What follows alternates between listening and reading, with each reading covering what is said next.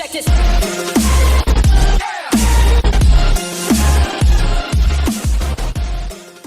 Hey everyone, welcome back to Chaotic Strategies. In this week's game review, we are going over the most popular dice game in the world to date, and that is Yahtzee. Everybody knows Yahtzee, everybody loves Yahtzee, everybody probably has Yahtzee somewhere in their house. I grew up playing the game of Yahtzee. We got it here. Getting our kids started on Yahtzee. It's a great game for younger kids. It's a great game to teach them just basic mathematics. It's a lot of fun. This game kind of has a lot of different aspects of poker as well, which we'll get into here later on in the video. So, if you guys like this video, hit that like button, go ahead and leave me a comment, subscribe, follow us on our social media, which is all linked up in the banner above. And with that, we're going to get right into the video. So in 1954, there was a very wealthy Canadian couple that nobody really knows the name of for whatever reason. I've looked and looked and couldn't find. I just found, theories, and so I'm going to leave that part out because I don't know what their names are for sure. But what I do know is that they were very wealthy, and they created a dice game to entertain their guests that they brought on their yacht. Well, this game got so popular amongst their friends and family that they actually wanted copies of this game. They wanted some rules to learn how to play this game so that way they can entertain their own friends. So what this Canadian couple did, they tracked down this gentleman called, or named, Mr. Edwin S. Lowe, who was a toy maker during that time. And so what they wanted to do is that they wanted to get this game made and distributed amongst their friends. Well, Lowe loved the game so much that he offered to buy the rights of this game from them. And the couple agreed. So the agreement is that the payment for this game would be the first 1,000 games sold and distributed. After that, it was all Lowe's. And that's exactly what happened. Lowe built and distributed this game for them. The couple sold the game to their friends and family. The first 1,000 copies all got sold to their friends and family. Then after that, it was all Lowe's. So what Lowe ended up doing in 1956, I believe it was April 3rd of 1956, he changed the game from the yacht game, which is what the couple had called it, to Yahtzee. And it was very shortly after that, it was actually April 19th of 1956, that he got that name patented to the U.S. Patent Office and began distribution of the game. Now, his first year of distributing this game was terrible. I mean, he could not get any sales for this game at all, and he couldn't understand why. He loved this game. Everybody that he showed this game to, that played this game, absolutely loved the game. And he tried everything, newspaper ads, magazine ads, radio ads, and it just would not sell. Well, come to find out, the game was just extremely difficult to describe in an ad. So, to mitigate that, what he decided to do was hold Yahtzee parties and try to spread it from word to mouth. And he was very successful. After these Yahtzee parties, it blew up. I mean, millions of people around the world just fell in love with this game, and he started selling like crazy. Just could not keep the game on the shelves.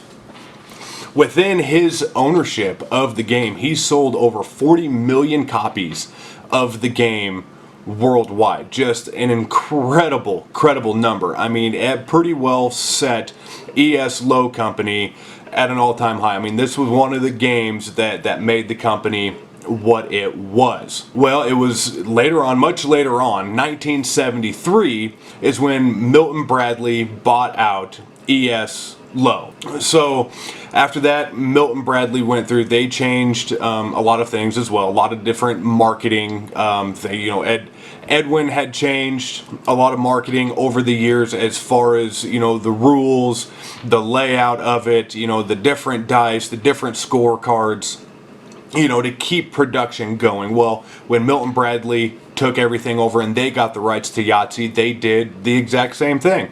They modified it. It's typical marketing. You're going to keep changing those things to keep getting sales. Well, again, Milton Bradley, after they made those adjustments, Yahtzee sold like hotcakes for quite a few years. It was about a decade later that the company we all know now as Hasbro bought out Milton Bradley in 1984. They got the rights to Yahtzee, and of course they made it their own. And Hasbro is so big, we've got all sorts of different variations of Yahtzee out in the world today.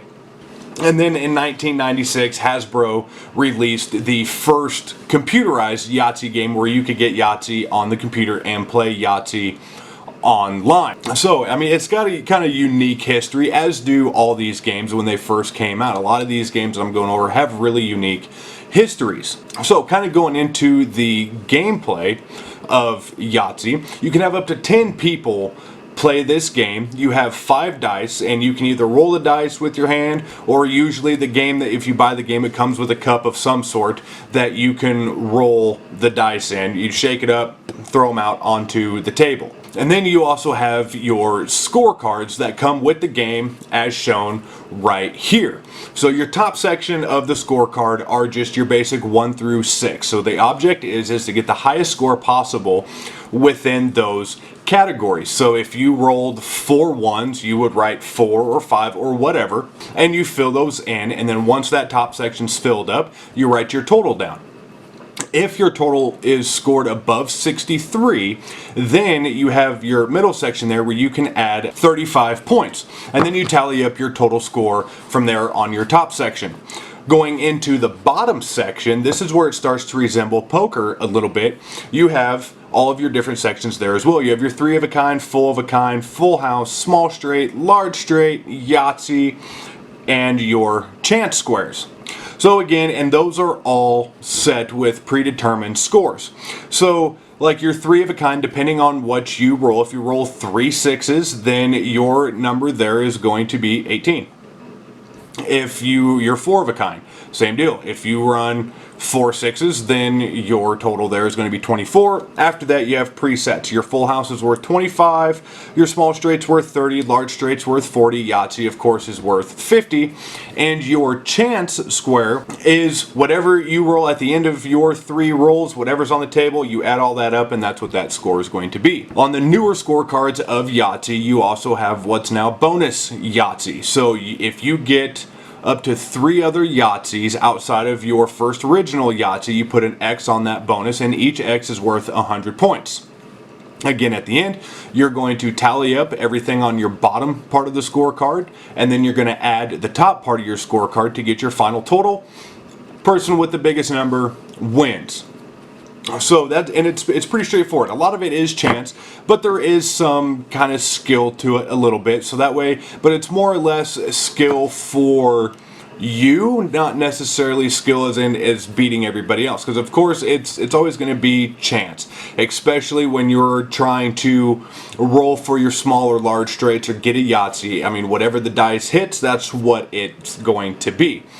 But as far as the strategy and the technique goes that I've found out playing the game over the last 20 years, is if you're going for like a large straight or you're trying to get your 4 of a kind and you don't get it, leave your top sections open. So that way you can kind of, you know, like if you got 2 2s or 2 1s or whatever, put your lowest number in there. I mean, your bigger score, obviously you want your top section to be as high as possible, but sometimes that doesn't happen.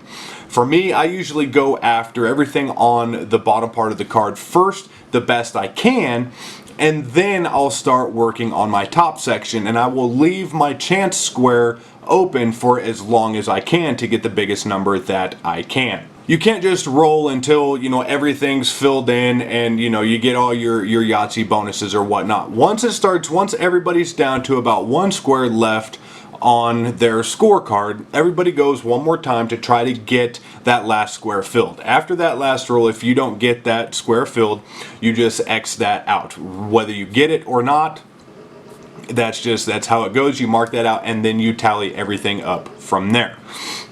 And that's the game. Very simple, very straightforward game. It's a lot of fun. Everybody that I know loves playing Yahtzee. It's a great pastime. So I hope this video kind of inspires everybody to just dig out that Yahtzee game, blow the dust off of it, and just get people together and have a good time. I know it's hard to do in the world that we're living in right now. You know, we're still certain lockdowns and quarantines, you know, the social distancing. I understand that, but you can still get your family together, get your kids involved. Like I said, it's great for teaching them, very simple mathematics. The box says ages 8 and up, but we have our younger kids playing as well to just kind of help get the jump start in next school year now that school's out. So, with that, everybody, that's Yahtzee. I mean, again, very simple. If you're going to play Yahtzee, you have to do the Yahtzee yell. Everybody does it. When you get your Yahtzee, you're 5 in a row of all the same. Everybody just Yahtzee! That's just, you have to. That's the law of Yahtzee. So, I hope you guys enjoyed the video. If you did, smash the like button, smash that subscribe button, leave me a comment. Let me know that you liked the video. If there's things that you would like to see, if there's a board game you want me to do a review of, by all means, I will do a review for that. If there's changes that you want me to make in the videos, by all means, let me know. That's what I'm here for. I'm here to make these videos for you guys. Make sure to hit the banner. Look us up on all the different social medias, Instagram, Facebook, Twitter, Discord, of course, right here on YouTube. I hope you guys are being safe out there. Wash your hands, and we'll see you in next week's video.